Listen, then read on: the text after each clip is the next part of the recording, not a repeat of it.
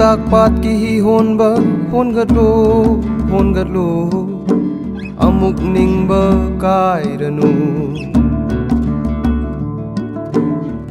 cô râu hân ba nga lingai nong chup ching ya thang ringai môi rang tu rel yau gani hon gat lo kari amuk warunu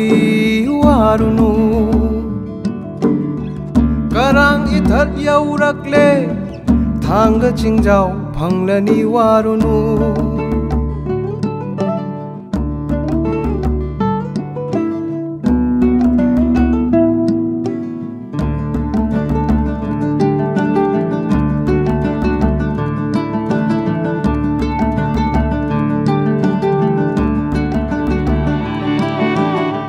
môi rang tu rel ipanda nungsi mai kai yengduna sanau mana ngairamni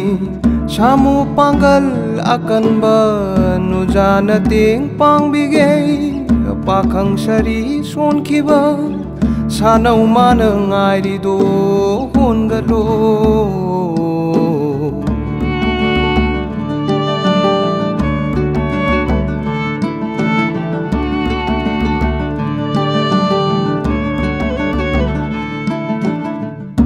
thing ching sa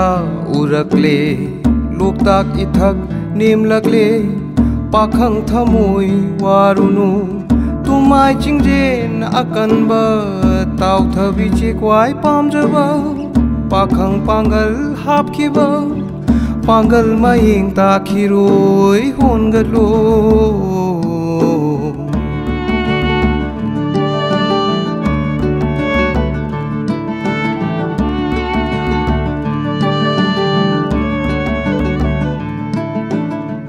cô râu masek uringai amam mami tamdringai môi rang khunjau yau gani